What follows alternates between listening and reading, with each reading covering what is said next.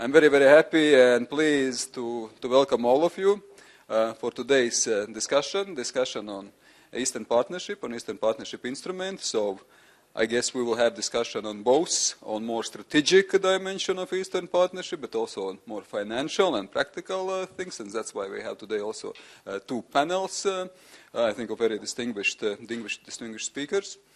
I think I will not be original saying that the whole discussion comes in very timely manner, that it's the high time to discuss it. I guess I've been saying this for last already half a year, if not already for a year.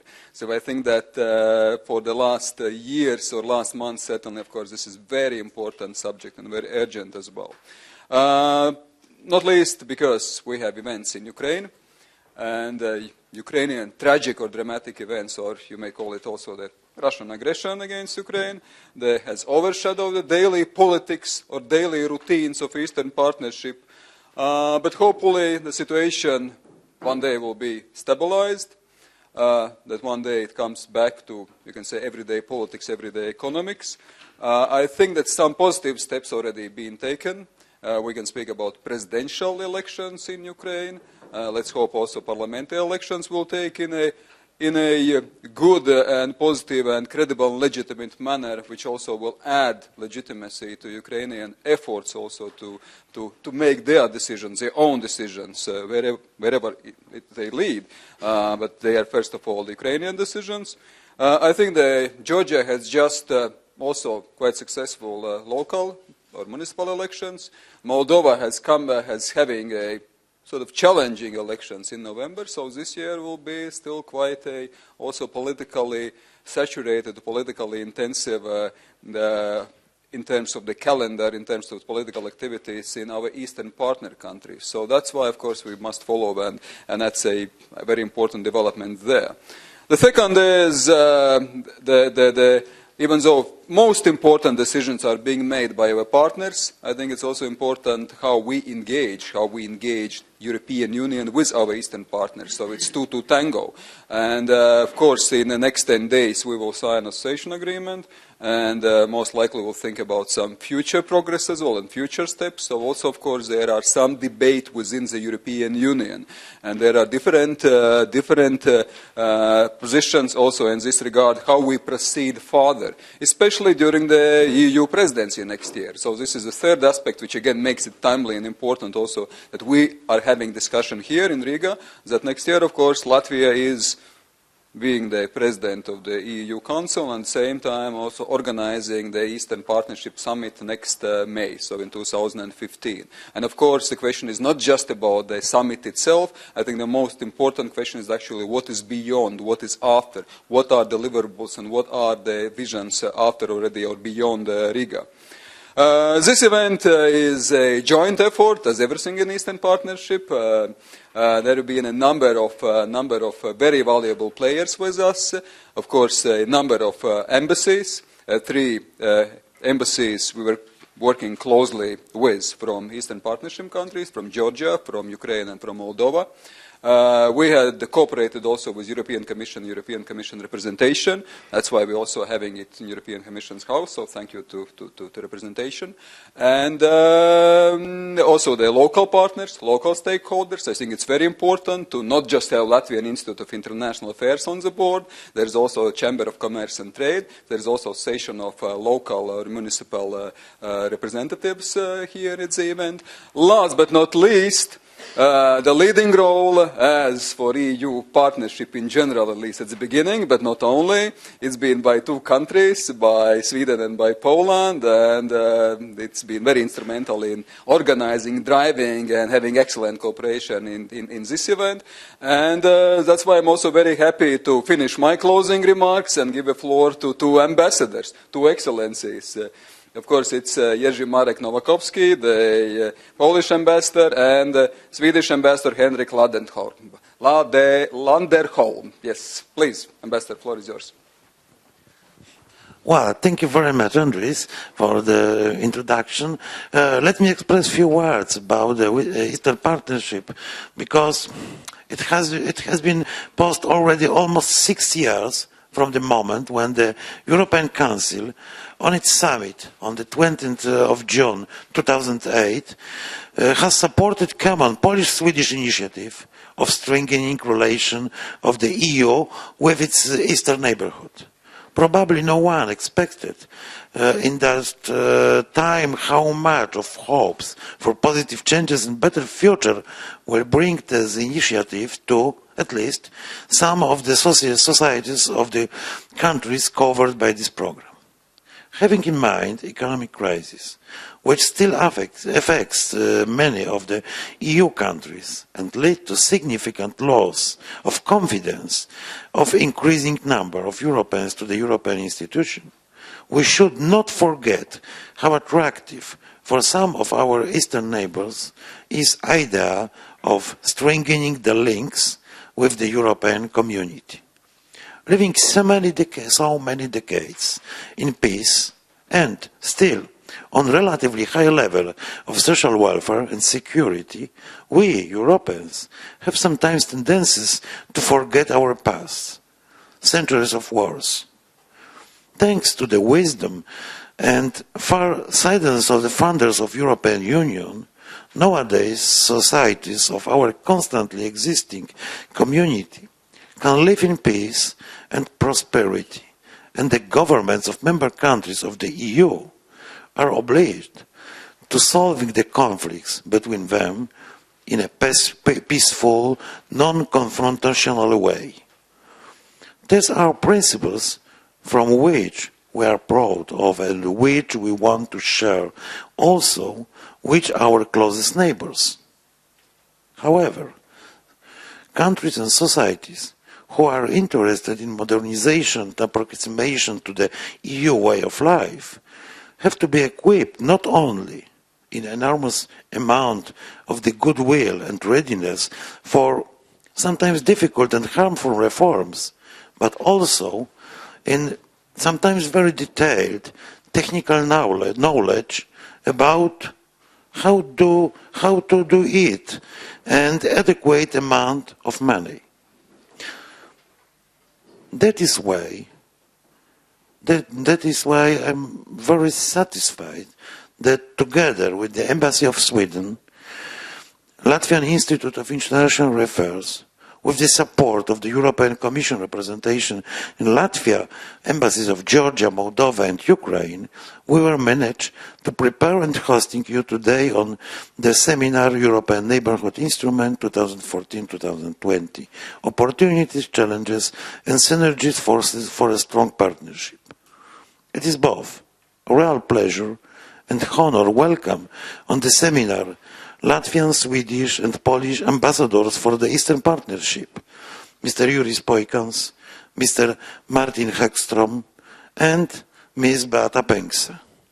Their readiness to participate in the seminar reflects how consequently and seriously our countries treat this initiative, especially now, on the eve of the signing association agreement DCFT between Georgia, Moldova and Ukraine, with the EU and 6.5 months before inauguration of the Latvian presidency in the Council of the European Union, during which Eastern Partnership will find one of the top of the country's priorities.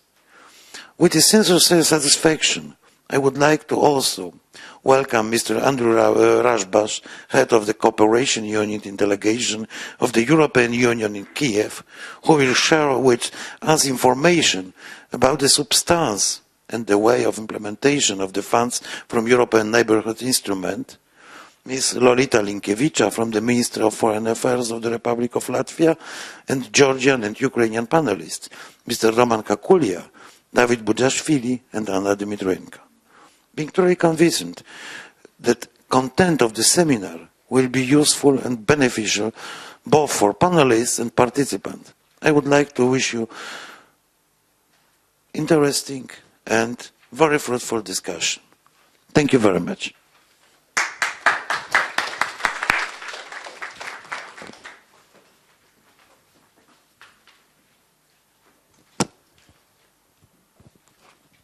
Excellencies, ladies and gentlemen, As we are gathered here today, I would first of all like to express how pleased I am over not just participation, but also of the very good cooperation between the embassies of Poland and Sweden and the Latvian Institute for Foreign Affairs. Many hours of preparations lie behind this endeavor, and therefore honor and appraisal to the individuals involved, no one mentioned, no one forgotten.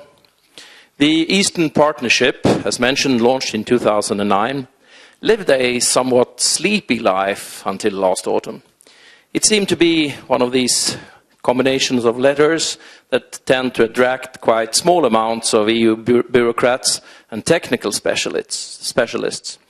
But with a crescendo in Vilnius in late November, and what is more, ultimately in Kiev on February the 22nd, the partnership showed its weight and importance rather than its weakness, as some have implied.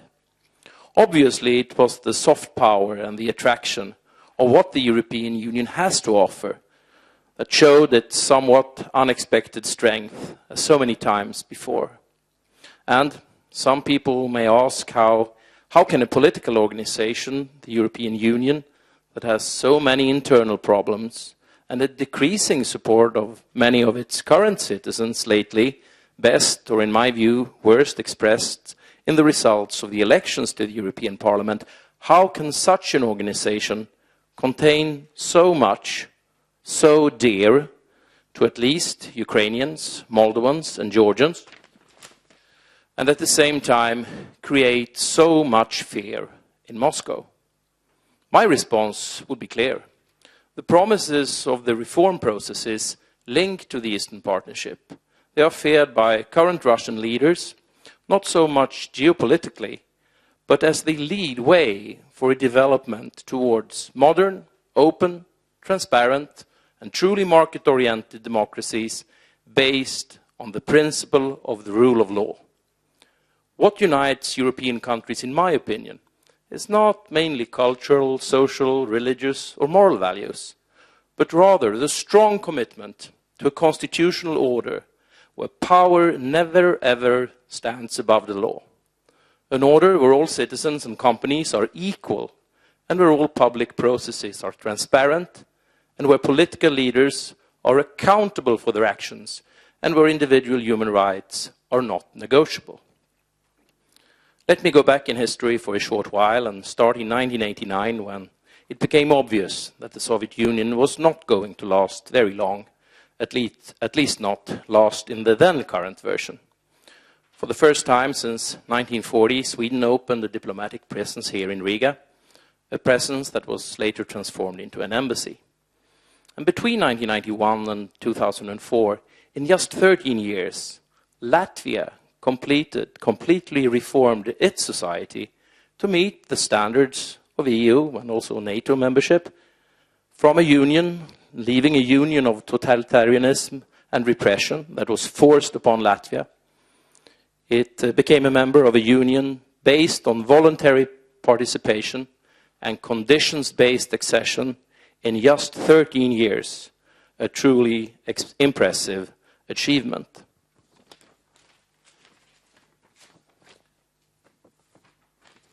Bearing this in mind, Sweden was very active in supporting all three Baltic countries in most different societal areas. The Eastern Partnership could perhaps be seen as an initiative to repeat the success stories of the Baltics, with strong support from the Union as such, but also strong bilateral support.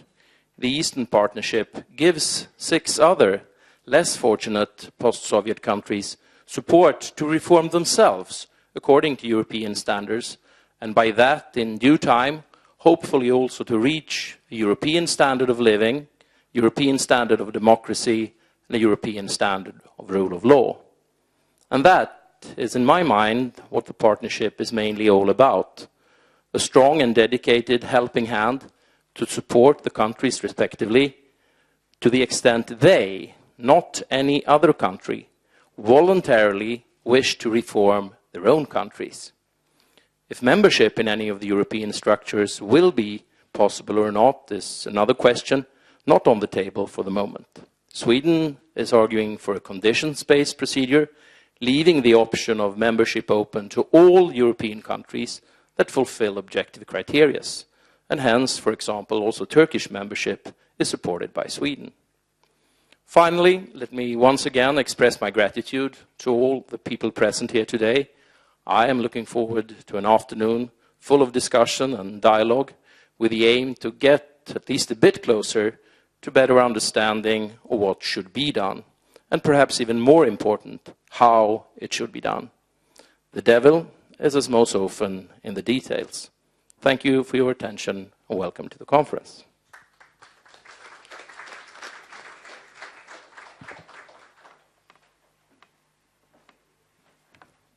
Thank you. Thank you to Ambassador Nowakowski. Thank you to Ambassador Landenholm. And I guess excellent starting introductory remarks. And I guess I can direct myself at the table ready for the first panel as a moderator.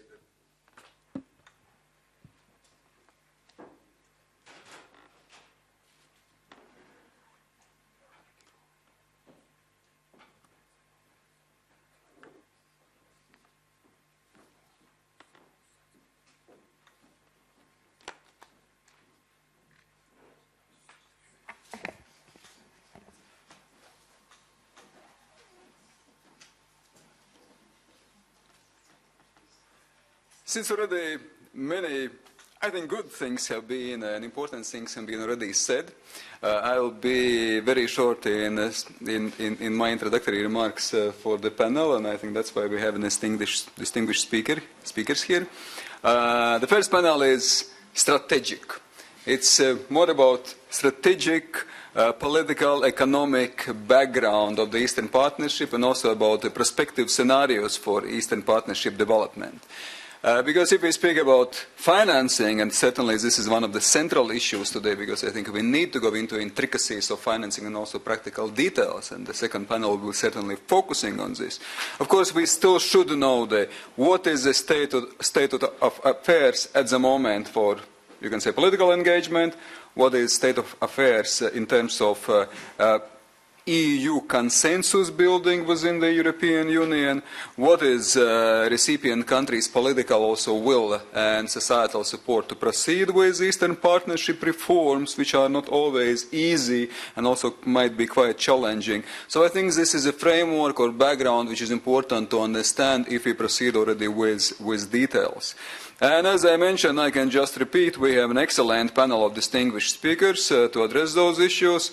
And already the panelists have been introduced by the Polish ambassador, Mr. Nowakowski. At the same time, I still have the pleasure quickly go through. There are three EU country ambassadors, or three country ambassadors for Eastern Partnership. It's Beata Pęksa, who is representing Poland. It's Hagström, who is representing Sweden. It's Juris, who is representing Latvia. But last but not least, it's also Kakulia, who is head of the EU Assistance Coordination Department at the Office of State Minister of Georgia on European and Euro-Atlantic integration. So also we are happy to have Eastern Partnership country representative here on the panel, I think, to make it more diverse and also balanced.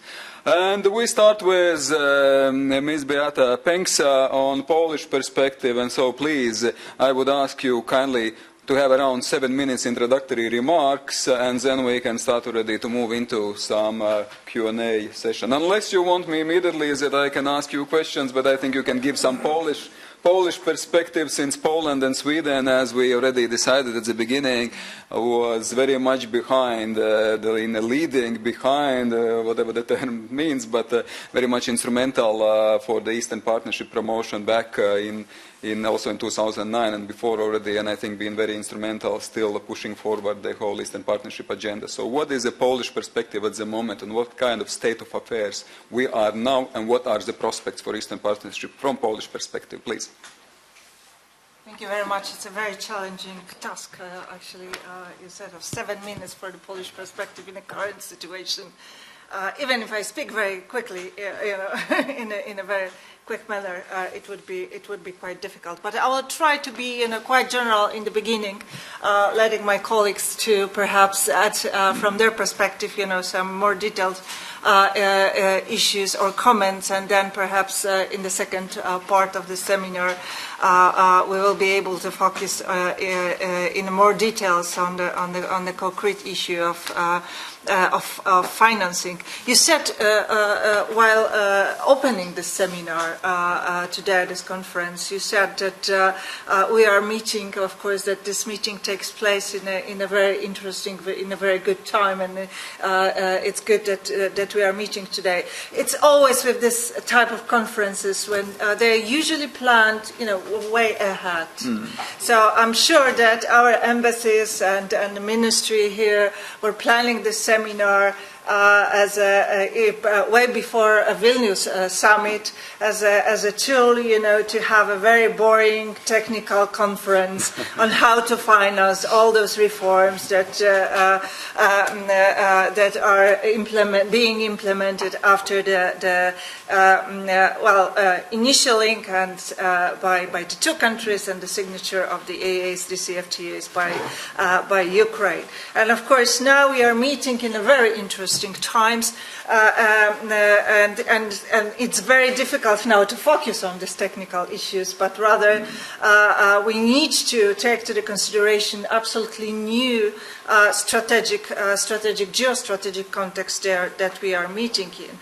And of course it's very difficult now to discuss about this new geostrategic context and what will happen perhaps even within a month in our neighborhoods, both in the east but also in the south, as the situation is changing. Actually, day by day, we have each and every day new informations, and we have quite a new, not yet very well analyzed situation on the global scene. I would say we have quite a new challenges now globally when it comes to international law, when it comes to the treatment of the UN Charter, OSCE agreements, bilateral agreements that were done in the beginning of the night. I'm not going into details of this, but just to make this broader picture, I think we have to have in mind, this situation. We really do not know how the whole concept, for example, of conflict resolution will develop in the future, as we are being faced with quite a new situation when the country that is the permanent member of the Security Council is involved so directly in also in the conflict creation and the resolution at the same time, and we have to we will have to perhaps, of course, have a few more seminars and conferences also on this issue. So this is the biggest challenge I think ahead of us, to keep on going, do not panic, as one of the classic writers said. Do not panic. Keep on doing what are your priorities, what are your current challenges, but at the same time try to reflect on the changing, everyday changing situation in this geostrategic, I would say, concept. Perhaps we'll have more time to discuss this later on. As it comes to the Eastern Neighbourhood and the Eastern Partnership, of course, our priorities and our vision, original vision that was presented by Poland and Sweden is still not changing. The main the main theme was to try to diminish all the remaining walls between East and West, North and South in Europe, and to make sure that people from all the countries in Europe, also in the East, have the same rights to development, rights to live in wealthier, at least, conditions. So this remained the same. Yes, we do not want to build any new walls. We do not want anyone also to build those walls. And of course, for that, we created the whole program around this, policy programs, and have many tools. And I'm sure that colleagues will be talking about it later on, how we can use those tools.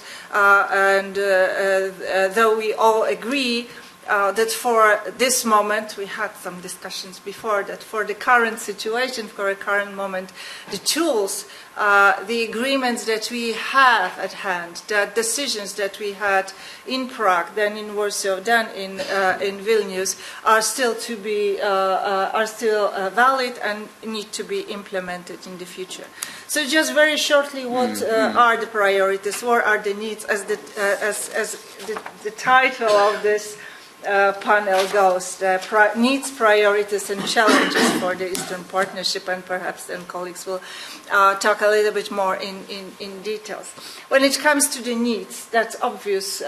We all started with this. The needs that we see at this moment is, of course, de-escalation of the situation in the conflict. When it comes to the conflict and when it comes to the situation mainly in Ukraine, and regaining stabilization. Of course, it depends who talks about the stabilization. Of course, it may mean different things, but according to the EU, of course, would be to have a security situation reestablished in the Ukraine, the whole territory of Ukraine. And of course, to have the stabilization and conditions for the development of all 6 partner countries, and the cooperation with the European Union for the future. The priorities, the current priorities that we have at this moment is, of course, is it next week already? The signature of 3 association agreements and, 2 association agreements, DCFTAs, and the remaining parts of the agreement with Ukraine. So this is, of course, the priority also when it comes to the time priority to be done. And then, of course, it goes the implementation. You mentioned the implementation, the reforms that are needed. This is something that, of course, we see as a priority. But this is for the 3, of course, countries that are signing the agreements. But the Eastern Partnership had been made for the 6 countries, and as I mentioned in the beginning, it was built, first of all, to allow all the citizens of those countries to develop in the well-being. So people-to-people contacts, education, and work with civil society. This is also the priority that remains. And finally, what challenges we have, very shortly, of course, reforms. You said reforms. This is something, 3 main reforms in all of those countries. This is fight with the corruption, so it means establishing the right system, making sure that the decentralization reforms are also implemented, and then banking and economic reforms. And finally, I'll stop, no, 2 more. The coherence between the 6, when we have differentiation, when we have a different development of the cooperation, and finally, of course, money, where the money will come from. We will discuss this later on, but also on our part, bilateral, Poland, Sweden, Latvia, we do our share as well, not only using EU instrument, but also our bilateral support. Excellent. Thank you so much. I think that was excellent overview, and at the same time pinpointing to this most important, urgent also the subjects what we are now facing. But I would immediately touch upon one of them, what you implicitly to some extent, but not even implicitly, explicitly you referred to. It's about not being in a panic or not panicking about, let's say, the whole destabilization of the situation. Of course, what comes to our mind, it's immediately about relations with Russia. And here I would have a very naive follow-up question. Because we've been speaking for a long time for a win-win scenario. Is there any chance, is there any window of opportunity for win-win relations with Russia, or it's now zero-sum game? Is it to me or the other It's colleagues? to you. It's still to you. I have some other questions also for the rest of the group. Don't worry. Well, do not panic. That's what I said. You know, I think that first of all, what I meant was not to try immediately to invent new policies or try to invent new tools, but just to implement what you decided to. And exactly, you know, our relations with Russia, it's not just the current affairs. We have to act and react to what is happening. But, well, we are still, you know, firm believers that we may have the win-win. If you study negotiation techniques in business, but not only in business, you will see that win-win or the cooperation is always the way to have wins for both sides. If you try to negotiate or have tactics of cheating, of trying, you know, to use the force, etc., usually you lose. So I'm sure that both sides, and especially, you know, that also our colleagues in Moscow could realize once that of course the cooperation dialogue is something that is bringing fruits, and we still believe that despite this conflict, that of course we are rejecting, you know, the situation that is happening now. The annexation is absolutely unacceptable for us, but still we believe that we can, you know, sit and resolve the conflict in such a way that it will be profitable also for Russia, as agreements that are being now signed with the three countries are profitable because they are bringing stabilization, they are bringing also the economies will be doing better. So the products that are produced, for example, in Moldova, the agriculture products will be of the better standards even, and will be better sold in Russia. So there is a profit, and there is finally, you know, also the possibility to have in the future perhaps the cooperation, also FTA with Russia. In the whole northern hemisphere, let me say, you know, something that we were hoping, and we are still hoping that one day, of course, would be possible. Okay, Ambassador, thank you. So I understand that there is this hope and opportunity for the improvement of relations and better relations and win-win. Even though, if I understand you correctly, while Crimea is being annexed, that's quite difficult to establish the political positive framework for interaction and engagement. So that's why actually some steps should be made, not only from European side, but basically quite considerable ones also from Russia's side. Oh, definitely. So we proceed with Swedish Ambassador for Eastern Partnership Affairs. And my question actually would not be a question, but just a little bit leading, I guess, giving direction to your presentation. We've been all like-minded in many regards. But again, the devil, as Ambassador said, is in details. So would you say that we are fully like-minded, or still there are some nuances in like-mindedness? And Sweden has its own also the accents and emphasis in a context of being like-minded. Please, Ambassador.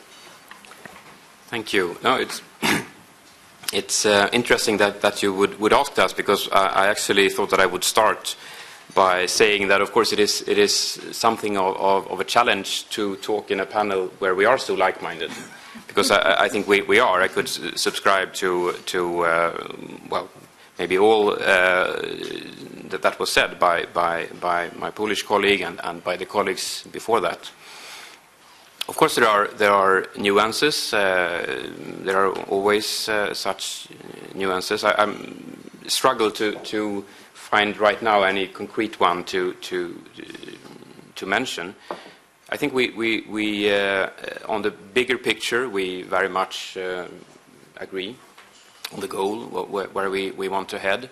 I think many important points were made by the ambassadors here to Riga before me on this exactly bigger picture. And of course, I very much agree on that, not least on this remarkable path that Latvia, but also Poland has passed through these last years. And of course, our hope would very much be also that the partner countries would find some inspiration in that. They don't have to cut and paste and repeat everything, but I think it is really inspiring. I find it really inspiring to see how well, maybe it didn't feel like it happened very quickly, or I'm certain that it was not painless when it happened. But when you look at history now, of course, it's amazing what has happened in just 2 decades or a little bit more.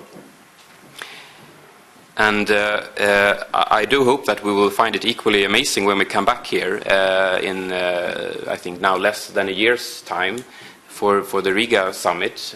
We look forward, we discussed it here, we look forward to coming here much more often in the coming year than we have previously. And hopefully we will have a lot of real and concrete progress also to report to the summit. I do think that, of course, we are now in an extremely challenging situation. There is no doubt about that.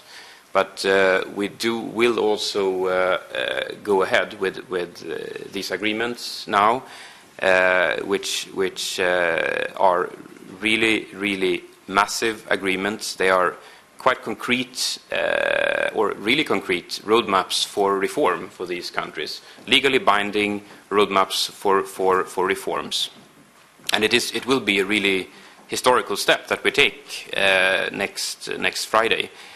Last week I saw these agreements physically being shipped past by my office.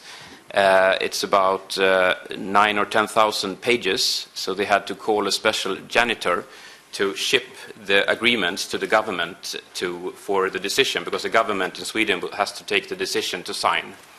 As you can understand, we have not yet fully reached the paperless office, as maybe you have, or at least I know some of your neighbors have. So this was quite interesting and quite a good reminder of how really massive these agreements are. And again, I think now the focus should, as was said here by my colleague, now the focus should very much be on implementation of this agreement. And what is new in this situation is that we now have agreements with legally binding obligations to do a number of reforms that we have agreed together with the partner countries. I think I should also mention, of course, this goes for the 3 countries with which we sign now, Ukraine, Moldova and Georgia. We are equally interested in deepening relations with the remaining 3, Armenia, Azerbaijan and Belarus. The same offer will continue to be open to them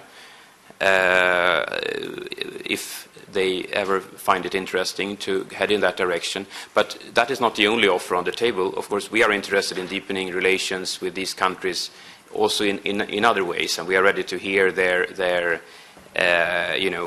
suggestions and ideas also on how that could be done, which areas could be interesting. Of course, for us, it is essential that we stick to the values agenda. We will always do that. So that has to be part of any agreement that we reach with these countries.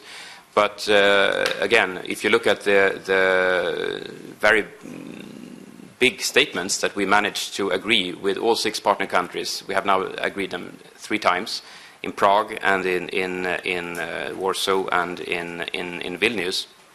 They do include all of these very important values that are important both to us and to the partner countries.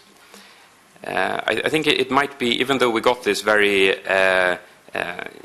inspiring, I think, the description on the values and on where we want to head and the kind of reforms that we have seen, I think it may be useful just to mention some words about what happened back in 2008 when this initiative was launched by Sweden and Poland together. I think it's important to remember, especially in this situation when we also hear a lot of accusations and discussions about how this happened, why this happened. Was this some kind of geopolitical game in the first place? I would answer a resounding no to that question. This was very much based on some basic ideas. There is the interest for deeper relations with the EU from the partner countries, from all 6 of the partner countries. From our side, of course, a very clear idea, which is what has been said here, that it's also very much in our interest to have such deeper relations. It's in our interest to have a stable, prosperous, and not least democratic neighborhood. It's good to have rich and prosperous neighbors. We in Sweden have been very lucky with having a very rich and prosperous neighbor like Norway, with which we trade immensely, and this has been extremely positive for us. So this is something, we want to have more such neighbors, more Norways, but under other names. I think another thing which is sometimes forgotten or not mentioned so much is that it's very useful also in the EU context to handle these countries, which do share some historical traits, together, because it means that we will discuss them much more often. We have the summit meetings with them every second year. Summits are really, really important political events which do concentrate minds in all capitals, preparing for them. So this has also been extremely useful. Instead of dealing with each of these countries one by one, which I know that many of these countries would prefer, I think they are then missing this bigger picture of, when we discuss things in the EU, it's much more efficient, and we will get much better results if we do have these countries in one context. And of course, it's also a context for discussing with them. And I think, well, despite this very challenging situation we're in now, I think we have reached a number of results. We have these agreements. We have visa freedom now with Moldova since the 28th of April. That is also hopefully inspiring the other countries in the region that it is possible to do these reforms that the EU is asking for. It is possible to reach that. We do have much more and closer cooperation with civil society, both in each one of the countries, but also in a multilateral civil society forum. Apart from that, I just wanted to mention, since the theme of today is on financing, just wanted to mention, I know that in the second panel there will be much talk about the ENI, about the instrument. Just wanted to mention what we are also doing, Sweden, bilaterally, because we have had bilateral aid, bilateral development cooperation with the Eastern Partnership countries for a long time already. But we have decided that in order for us to be more efficient also in supporting the Eastern Partnership, because that is what we want to do, support European integration of these countries, we have adopted a 7-year strategy, which will then, it has the same time span as the ENI, so until 2020. And from our side, we have committed 500 million euros, about that sum, 4.3 billion kroner, to cooperation. And our idea is to do this very much together and in parallel with the ENI, to do things where we have a competitive edge, to do things together with the Commission. In some areas, sometimes we can have a bit lighter procedures for starting up projects. We can start things that can later on be taken over by the bigger funds from the Commission. And we find that this, we have already worked like that together, for example, in Ukraine. Maybe the colleague will mention that in the environmental area, I think, in Ukraine. There's been some joint programming where Swedish funds and Commission funds have been used together. And we think that this is really the way forward, that we try, as member states, also to put our resources together with our joint resources. Because there is a tendency also sometimes, when we talk about EU support, to talk only about the support given from Brussels. But in addition to that, not only Sweden, but a number of other, including Latvia and Poland, have quite big development cooperation programs, which are also EU support. So I think it would be much more useful to look at this together. Mm-hmm. Thank you. Thank you. Thank you. Excellent. You gave both. You gave the Swedish perspective on more political and strategic, you can say, directions, but also I think that, which is, as you mentioned yourself, and which was also mentioned by previous ambassadors, that money is at the core of also our debate. And I think, of course, even though it is, sometimes we want to distance ourselves from financing, it is still very important and practical aspect to proceed with also reforms. But then I have immediate, again, one follow-up question. And you mentioned, and again, thank you, and I think it has some kind of echoing theme here that you recognize the Latvian and also Polish successes in the last years. And I would even say, look, I mean, we have today quite a bleak day. It's the 17th of June, so it's occupation of Latvia, actually. But we are able to look actually in a forward-looking perspective, and I think it shows what kind of road we already proceeded with. It's not anymore focused on the past, but exactly we're willing to participate in wider frameworks and willing to participate also in supporting, let's say, our neighbors in the region as well, and also contributing with knowledge and also the finances. But my question still comes back to, or somehow is connected to, I think what motivated us also to achieve some of those successes. It was EU and NATO, especially EU membership back in the 1990s. And without the EU and NATO membership, I think it would be much more difficult to convince also societies. And then I come back to finances. Is it that, or again you might disagree, but isn't it that the money or finances would be much more efficient and effective if supplied in conditions, in circumstances when a country has a membership prospect rather than it doesn't have? Because if it has something to accomplish and to reach the end, you can say, of the road, always the money might be more efficiently placed, rather than in the circumstances it's about reforming without, again, light at the end of the tunnel, as you might say. How you see the financing efficiency? Is it any difference if the country has membership prospect or doesn't have membership prospect? Thank you. So I hope you will ask the same question to the Georgian colleague, maybe, also here, because I think he is better placed to answer that than I am. I would say that what we have in these agreements and what we have in the Eastern Partnership is in itself quite a rewarding context where these countries will be progressively integrated in the EU internal market.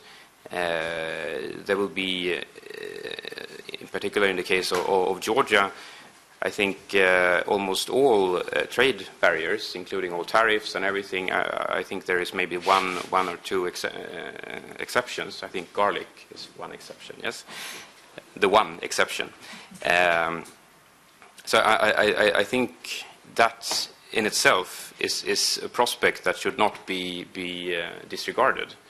And I also think that countries, of course, do reforms for their own sake. And I think the kind of path that you have passed and Poland has passed in itself is also could serve as an inspiration to see that if you do these reforms, it is actually possible to achieve, a different kind of society. That said, as my colleague here said, of course, we would, from Sweden's side, we would, and we do support the Lisbon Treaty, which does include provisions saying that all European countries fulfilling the conditions can become EU members in the future. But I think at this point, we should not overemphasize this. Let's focus on the implementation of this agreement. Let's establish facts on the ground. Let's fulfill these reforms. We have no examples that I'm aware of in the history of Europe of countries that do fulfill all of these criteria that have been denied a membership. Yes, excellent. So we will, I guess, most likely come back to those issues, but I think we gave a good tone and a good background already for the thinking further on those issues and how we place also the matters in what kind of agenda. But you mentioned as well less than in a year time there will be, of course, Latvia and Latvian EU presidents, and also already in less than a year's time there will be Eastern Partnership Summit here in Riga, and some progress might be expected. So what will be the progress, what we expect in Riga by then less than 1 year? Yeah, thank you. Actually, naturally, one issue we are facing with Latvia's presidency in 2015 in general, what Beata already explained, it is some level of unpredictability. If you look to the perspective 1 year ago, around this time, we were expecting 3 countries to initial association agreements in Vilnius and 1 country to sign the agreement in Vilnius. So we got the first disappointment at first in September. Then we had the decision of Mr. Yanukovych. Now the decision has been, let's say, reversed. We will have the association agreement with Ukraine signed. A year ago, we were still contemplating that we will have Ukrainian presidential elections in February 2015. Actually, they took place some weeks ago. And I remember you yourself were saying in the Latvian press that Latvia will be concentrating very much on Ukraine because due to the presidential elections. It has not come true, but this is not your fault, naturally. I think, yes, we are living in quite unpredictable times, and it's quite difficult to say 100% clear what we will expect in Riga. But more on the positive side, from my point of view, what we have witnessed, the Eastern Partnership is, as we are calling it, open-ended process. I think sometimes we are too critical of those achievements we actually have had. If you compare the situation today with the situation we had with the first summit in Prague, my colleague Martin here already mentioned, we are signing agreements with 3 states where you get clear commitments on both sides, on the side of the European Union, on the side of the 3 states, which I hope will help these countries to reform and which will bring these countries closer also towards the European Union. If we successfully implement these agreements, and this is really the key word, and I completely here agree with Martin saying that implementation currently is something we should focus on.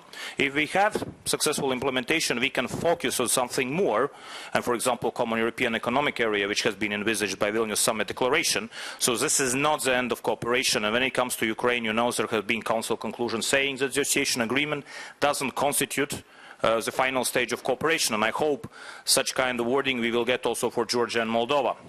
So I think there is progress. I believe it was very difficult to imagine a year ago that we will have visa-free regime with the Republic of Moldova, which is really a huge success. And again, I'm completely sure that visa-free will come also in case of Georgia and Ukraine, and it might come also during the times of the Latvian presidency. So this is again is very, very realistic. I think we might get at Riga summit at first strategically oriented debate where the Eastern Partnership is moving forward. Because we will have these 3 agreements provisionally applied, we will be able to take stock how successfully or unsuccessfully these agreements have been implemented. The rest 3, which were mentioned already here by Martin, it's Armenia, Azerbaijan, Belarus. The Eastern Partnership was never about imposing some kind of foreign policy choices. We always took into consideration, and I think we were not idealistic that, for example, Belarus will be very much interested in signing the association agreement with us. So we respected their foreign policy choice, the same like we respected the foreign policy choice of Moldova, Ukraine and Georgia. So again, coming to Riga summit, what we are offering to the 3 states to define how far they are willing to go in relation to the European Union. And we might see that in case of Belarus, we are currently working on visa facilitation agreement between the European Union and Belarus. We have offered Armenia to think about new kind of contractual relationship between the European Union and Armenia, given the fact that they gave up the idea of having a free trade zone with us. And the same with Azerbaijan, we have strategic modernization partnership on the table. So I believe if we approach every country individually in this regard, at the same time we are getting also additional results for the Eastern Partnership in general as such. So I think summing up, in Riga summit, I hope we get a good level of representation when it comes to the Eastern partners. We get a strategically oriented debate how the Eastern Partnership has made progress from Vilnius to Riga and what we could do next for the next 2 years. We might have a discussion how to deepen ties with countries like Moldova, Ukraine and Georgia. And of course, we might look again at the progress which has been achieved with the 3 states. And when it comes to financing, I would just note here that even during the times of the crisis, financing for the Eastern Neighbourhood instrument has increased, and it has reached now 15 billion euros, which shows also the importance of the European Union in general, which shows also to the European neighbourhood policy. And I would also add here that with this crisis in Ukraine, or let's say with the aggression towards Ukraine, I think we have got more likely-minded countries, not only Poland, Sweden and Latvia, who are very much interested in the Eastern Partnership to succeed. Honestly to say, I haven't seen such a big consensus when it comes to the Eastern Partnership. Let's say during the last years, there have not been objections towards moving forward with the rest. There have not been objections to develop ties with the 3, and there have not been objections really to strengthen ties with all 6 countries together. Thank you, Juris. I guess your fluency and knowledge just shows that already we are ready for Eastern Partnership Summit. So everything already is set, already the results are written, and but I will come. This is actually the compliment, and I think that Latvia already is for some time into the Eastern Partnership. You can say theme, and very actively participating on, and this event just shows once more that of course we are very much on a board. But I'll bring the back issue to this like-mindedness and like-minded countries. And to some extent, again, it's about the issue if we, not just Latvians, Swedes and Poles, can move forward with some ideas, but we, European Union, as common community with a single or common voice, whatever you call, can move forward. And then, of course, in the recent months, also in regards and in the context of Ukrainian events, we heard about the membership prospects, or no, let's not speak about it, about the process, or even there has been some ideas of transatlantic Eastern Partnership as well, differently perceived in different corners of Europe. Would you say, because I'm just using one phrase what you use, the Vilnius, the final document on common economic area, is this a compromise phrase at the moment, which somehow unites all Europeans, which is sort of there is this convergence of interests, not having too much but not having too little? I think when you look at the European Union, we must be realistic that we have 28 states, naturally. And I believe it would be difficult to expect that all 28 states would think in the same way. And I think this is not a problem also at the same time. We have Sweden and Poland as initiators of a very important European Union policy. So we have countries which are very strongly supporting the Eastern Partnership. And at the same time, I believe there is no competition between either Eastern or Southern partnerships as such. It's absolutely clear that these 16 countries, which encompass European neighbourhood policy, are all important for the European Union. But naturally, this is always the art of a compromise which you get within the European Union. And the same, like Martin said, it comes also to the membership perspective. I think we must concentrate on the issues we can achieve at this stage. And absolutely correct what Martin also said. At the same time, if you have conditions fulfilled, if you have the acquis adopted and implemented, I don't see any possibility to deny membership for these countries within the European Union. So if you look again, looking back from a historical perspective, the Eastern Partnership has made huge steps in general. From my point of view, and this is important to note because you have the countries which have not been as active as we have been together, and just we must work together. We must work with those countries which feel maybe less enthusiastic about it, listen more carefully at their concerns, because it's absolutely normal and clear that for many Southern European states you get Southern Partnership much more urgent and pressing at the same time, so we must be very serious about their concerns. I still would say at this stage, specifically when we come to tackling the crisis in Ukraine, we have always been critical how slow are European institutions.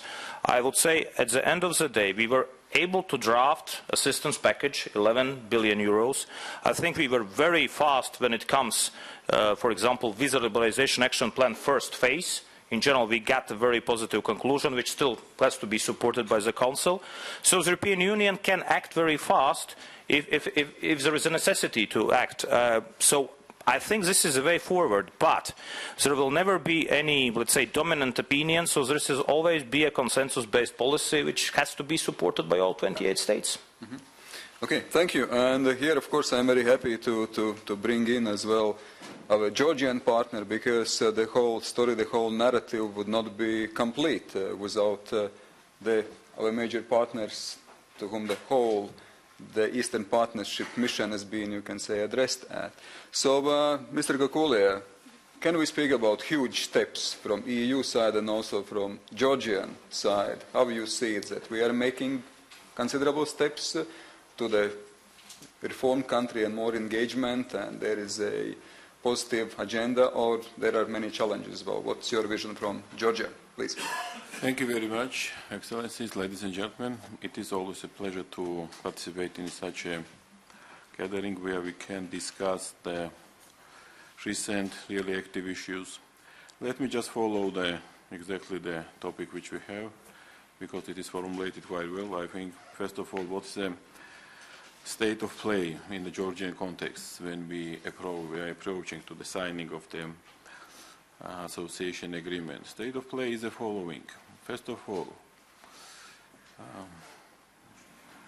actually most healthy process, political process in Georgia took place since the last elections, and it means that very open discussion is ongoing despite we are approaching the process in the country, and it is a most effective achievement of the last government that different parts of society can very freely and easily express their opinion and to concentrate on the risks, on the positive sides as well. So, yes. Please closer to the mic. Yes. So, as we already mentioned, our major risk is unpredictable, our neighbor. You know this. And we, of course, want to balance this unpredictability with the predictable cooperation with Europe.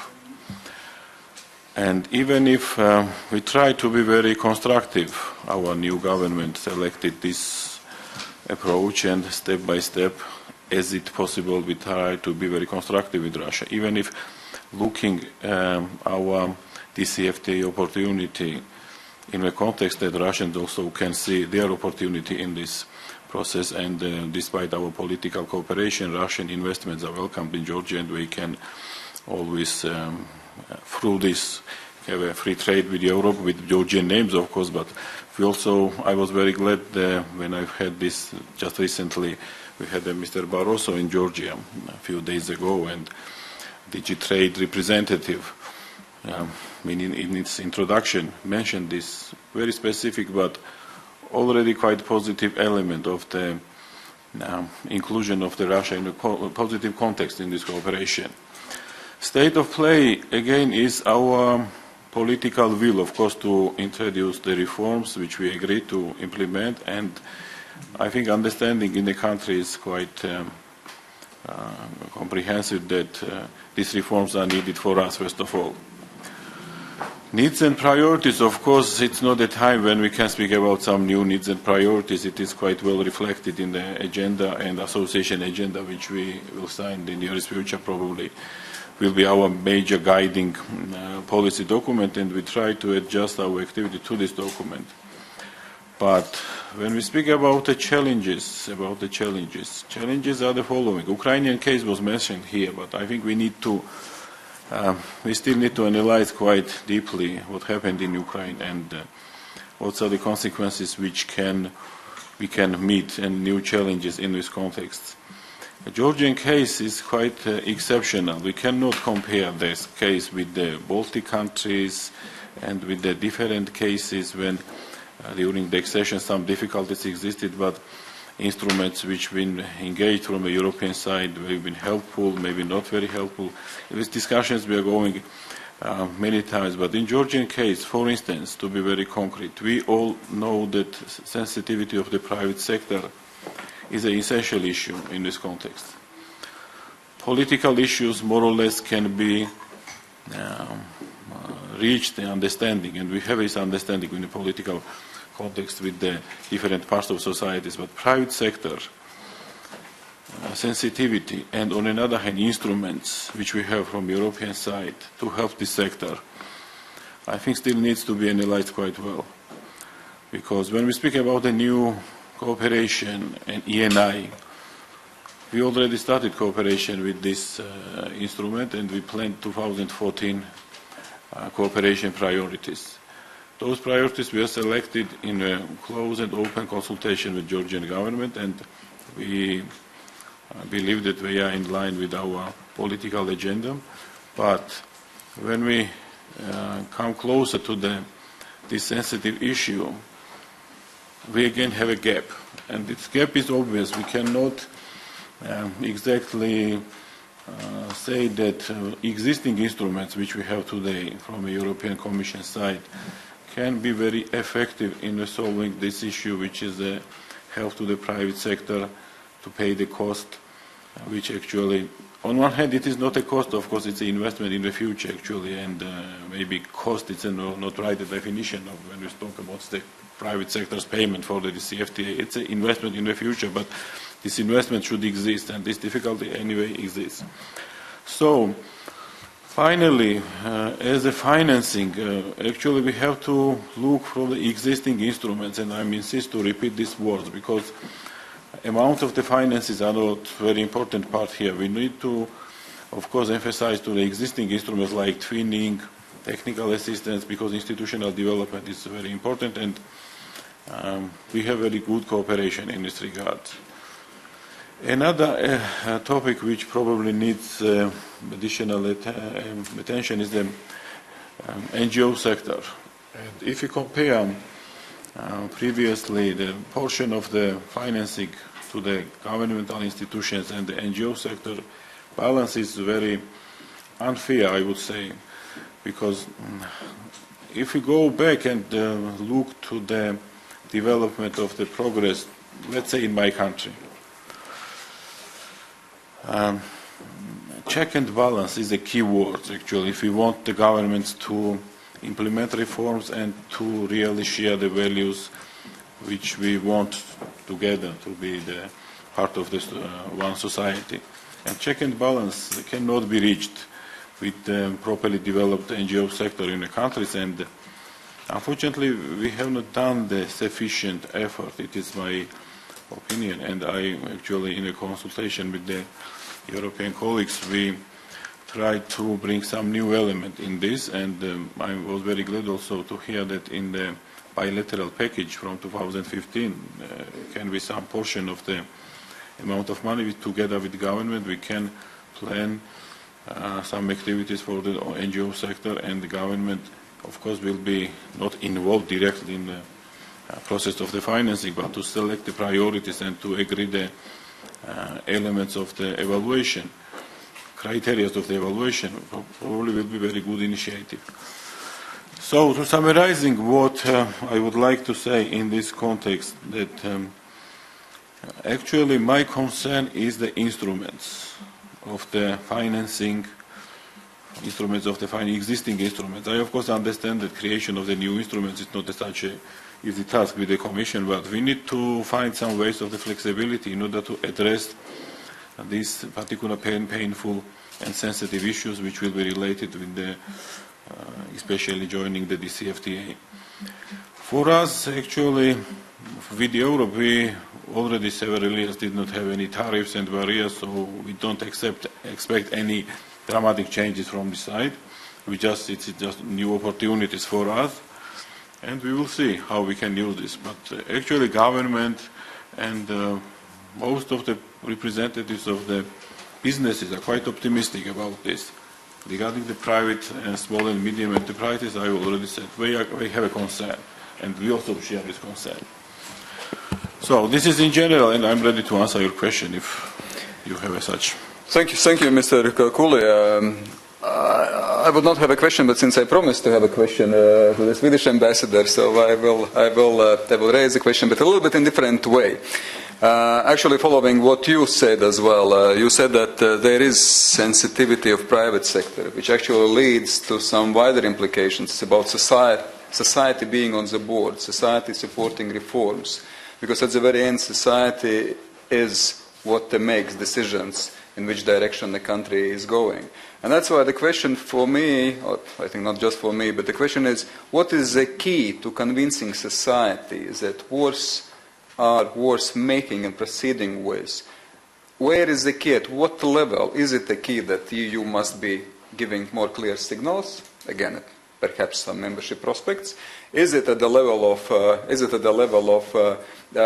government, Georgian government, also communicating more efficiently with society? It's a level, what you mentioned, I think is an important one, of NGO integration, NGO of cooperation. What would be the most crucial in this regard to keep society supporting those reforms, which might be sometimes very challenging, especially for a private sector, as you mentioned yourself? Thank you for this question. Actually, basic challenge anyway will be the values. Trust to our European dimension always was related with the values, and that's a basic argument with the government.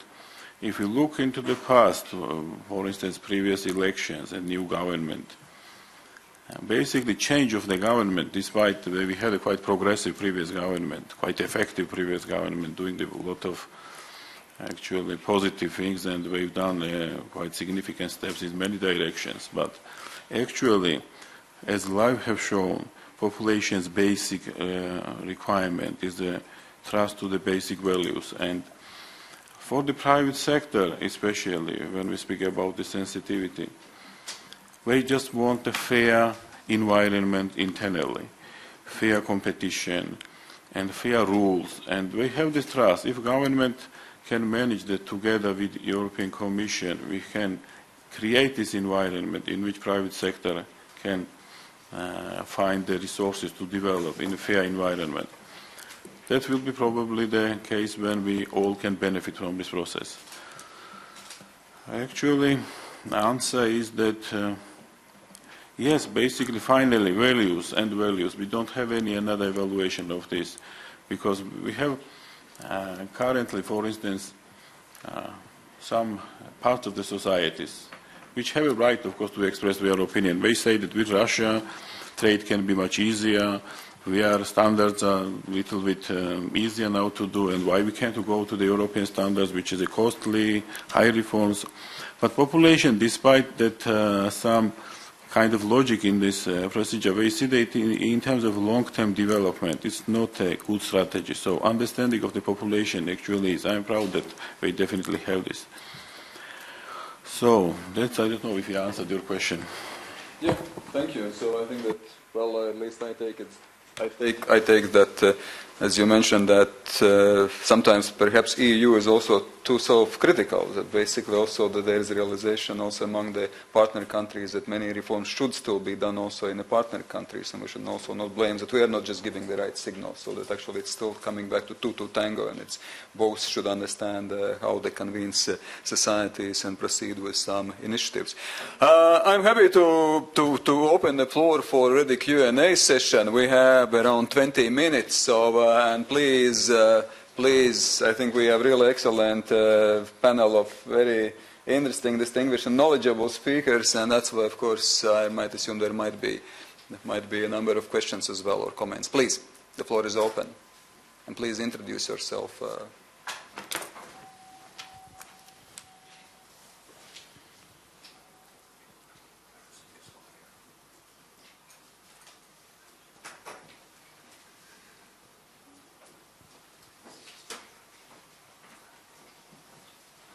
Oh yes, Mr. Gobinch, you saved my day. Andris Gobinch, European Movement and European Economic and Social Affairs Committee. I wanted to ask Mr. Poikāns actually about the readiness of Latvia in pushing forward the Eastern Partnership agenda during the presidency, as we saw the big pressure in Lithuania what has our government done, our ministry done, to have a proper, non-influenced policy from sides of the EU, coordinated by Latvia, in the interests of Latvia and its neighbors, and not only one big neighbor? Thank you. Thank you for this question. As you know, when we chose the Eastern Partnership, we had a lot of public discussions what kind of foreign policy issues we could have, and I think the Eastern Partnership was a very natural one. I would say, yes, this is a Latvian presidency, but we must be realistic that in general the role of the presidency has decreased if we compare naturally with what we had 5 years ago. In general, I would say the success of Latvia's presidency will be success equally of Poland and Sweden.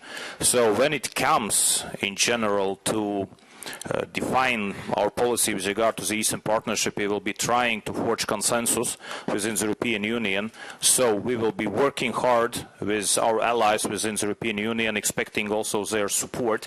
So this is not just Latvia's led policy, and I wouldn't say there is some kind of unique Latvian position on the Eastern Partnership, because I would agree here with Martin and Beata what they said before. In general, I can subscribe under everything what they have said. At the same time, to exclude pressure, and let's be realistic when we speak about third countries, here in general we mean Russia. Can we exclude Russia's pressure, or let's say some kind of official statements or uneasiness with the fact that Latvia will have the presidency and specifically the Eastern Partnership will be a priority? We can never exclude it, but in general we are ready that such kind of pressure might come. Anyway, I believe we have a very full agenda here, and it doesn't just depend on Latvia how to move forward with that. So regardless of the pressure we might receive, we are still sticking to the agenda we have agreed with European institutions and also with other EU member states. Okay, thank you. Some other questions? Yes, please. Hi. I guess I should stand up. I'm a student, and I'm one of those people who would be more critical towards the EU. The EU is facing a lot of problems. Let's look at the European elections, which show that people are not satisfied. Radicals are taking places in the parliament. And my question would be, where does the Eastern Partnership fit into the broader agenda of the EU?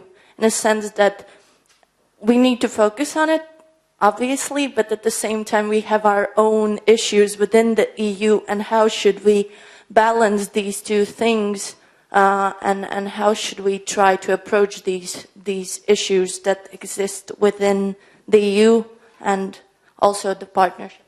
Yep, thanks. Okay, thank you.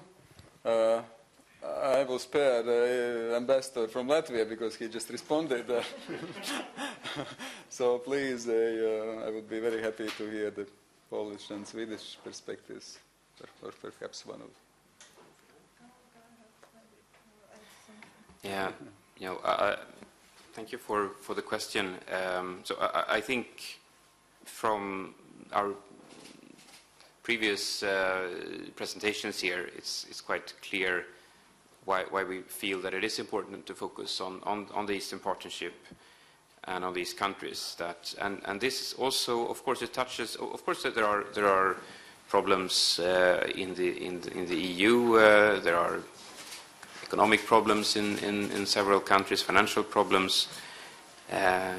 You mentioned the results of the European elections. I think having well-functioning, prosperous neighbors with which we can have good interaction, trade, will help the EU to develop as well. I think it has been very clear, if we look back at previous rounds of EU enlargement, that these have been very positive, not only for the countries that entered the EU, I would argue, because they have seen, if you look at the charts, economic development, investments, all that, it really took off, not at the moment of enlargement, but way before that. It really helped development in these countries. And it also helped economic development in those countries that were already members of the EU. And I think this is the case here as well. I mean, it will help our development to have better neighbors. It will help our development, our economic development. We will feel safer. We will have more opportunities to trade, to travel, to meet people from these countries. So I think it is part of the answer to the problems, not only of partner countries but also of the EU. That would be my answer. Maybe you have a better one. Well, not really, but just to add, of course, in each and every country that we had, especially the parties that are very critical to the European Union in its current situation and establishments. Of course, the reasons were different. You know, in Poland, it was mainly, the campaign. The whole campaign was very internal political campaign of Polish politics, rather, while the question of the foreign policy of the European Union was never actually discussed or undermined, and especially when it comes to the Eastern Partnership and Eastern policy of the European Union. And I would argue this is the case in most of the countries where the radical parties won. And still, even if they are, the voice of those people from the member countries that sees that the foreign policy should have a different perhaps directions, or should have that we should put different perhaps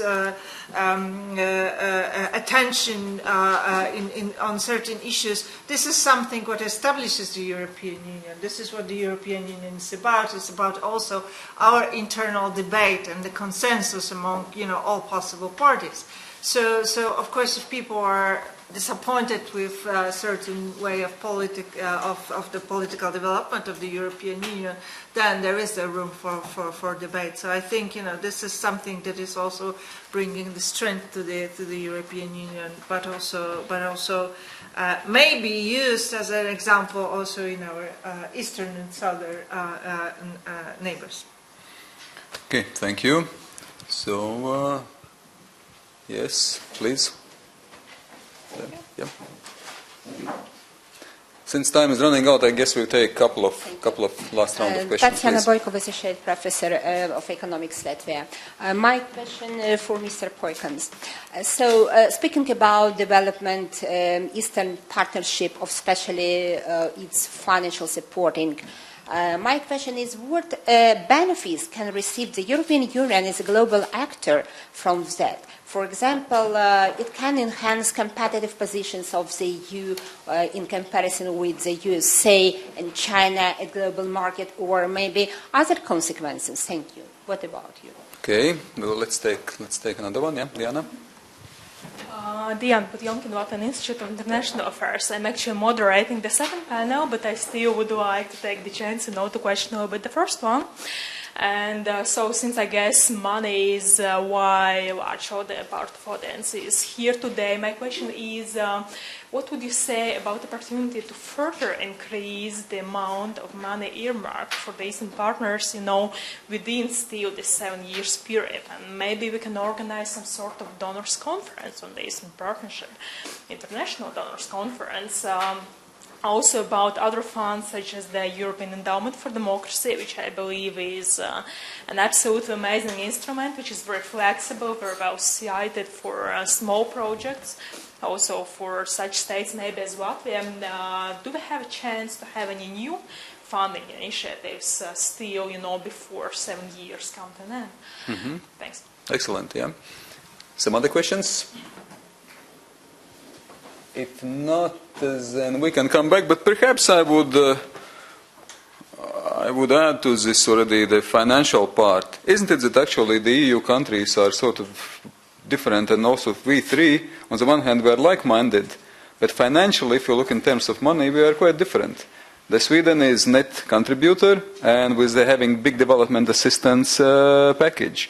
Poland, net receiver, but at the same time still having quite a considerable bilateral development assistance package in terms of finances.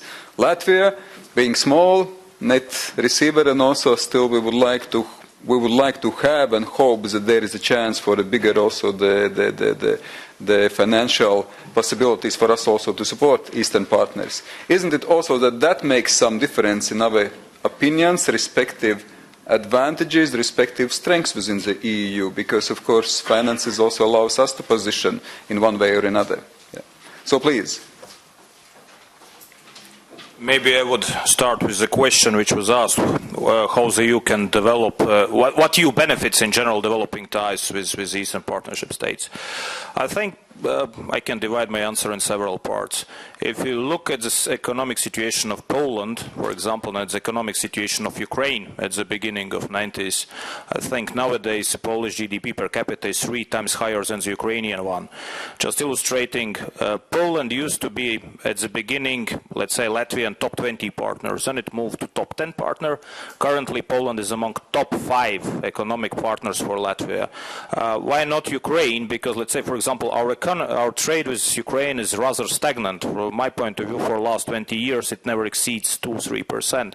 I think these association agreements in general open up new opportunities for these countries to develop their own economies. It's removing barriers between the European Union and also those countries willing in terms of economic cooperation, trade, investments. And I would say on a bit broader scale, when we regained independence, when together with Central Europeans we joined the European Union, we always had the idea of, I would call the notion of Europe whole and free. So this process is definitely not over. We have the Balkan states. We are currently working with the Eastern partners. Russia is definitely part of the European continent. So looking broadly, in general, we are strengthening the economic and political positions of Europe, developing the Eastern partnership in a short-term perspective and also in a long-term perspective. Thank you.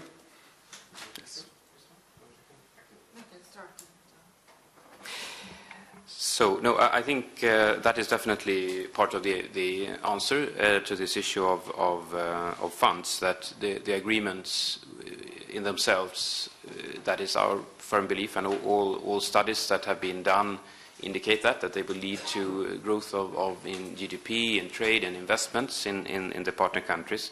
And of course that will leverage more resources also for the governments and for businesses in these countries. One example that I could mention here, or just on investments, also to illustrate, I think, the same point that Juris mentioned here, is Swedish investments. Because when we look at the numbers for Swedish investments, we have seen that Swedish direct investments in Estonia, in Latvia, in Lithuania, and in Poland, in each of these countries, is bigger than in all of the Eastern Partnership countries together. And the Eastern Partnership countries together have something like, 75 million inhabitants, whereas your northern neighbor Estonia, which is the smallest of these countries, has a bit over 1 million inhabitants. And Swedish companies have invested, actually, since Estonia is a big destination of investments, almost twice as much in Estonia alone than in all of these partnership countries together. And of course this illustrates a little bit the kind of opportunities that could be, and we think are in these agreements, because when you have the same kind of regulatory environment, when you have the same kind of rules, you know that if you invest in Moldova, you can export what you produce there without any tariffs, without any other trade barriers to the EU. Of course, that will open the eyes to many more investors to that market, just the same way as it opened the eyes to Swedish investors in this country. So that, I think that is part of the answer. If you look at the funds themselves, I agree very much that the European Endowment for Democracy is a very, very good instrument, which has been very, very positive. We have just agreed on the EU budget for the financial perspective for the next 7 years. I would not, although it's impossible to save for sure, but I would not count on any massive increases in the budget for the neighborhood. But I think what I also mentioned in my previous intervention, the national funds, and that is also part of the answer here. One is that the actual aid we give is much bigger than you see in the papers already, because many member states are also there. And that is part of the budget which could increase over time. Another part of the picture is the international financial institutions, where we can use our development support money, our aid money, to leverage soft loans from these institutions. That is something that we do. This is something that we could work more on. And then we could also leverage maybe more funds that way. But I think at the end of the day, what we must do is that we must be much more. We must always be very efficient in how we use the funds. We must always try to use them better and use them for the right purposes. Actually, I would like to comment on what you've said now, because just recently when Mr. Barroso was visiting Georgia, we also had this issue speaking about thinking, will be more correct to say, about future requests, etc., etc. But again, we come to the instruments, because finally, even if you have these resources, it means that you are using, but on another hand, you have absorption capacity in some case. With what instruments we have is the sector policy support programs, it's a technical assistance, twinnings, and finally, understanding that what these new funds mean, sometimes it's very low. And lastly, you said the financial institutions. This is the only correct and the right direction in order to respond to challenges which I was talking about, because sector policy support programs, twinnings, TIEX, we are sufficient, almost sufficient actually. We don't see any additional need to strengthen the budgetary supports in the different fields, or having money is enough for having the expertise. What is needed definitely, and you don't have any other resources like NIF, Neighbourhood Investment Facility, we have East Invest, also this program, and contribution from the member states as well to increase these funds and to agree on the instruments how to increase the access to the capitals, which is a real problem. This is a really direction which needs further joint thinking and allocation of the additional resources. I agree on that. Thank you. Yes, if I may add, actually, to what was just said, it's exactly, the absorption capacity is something of great importance, and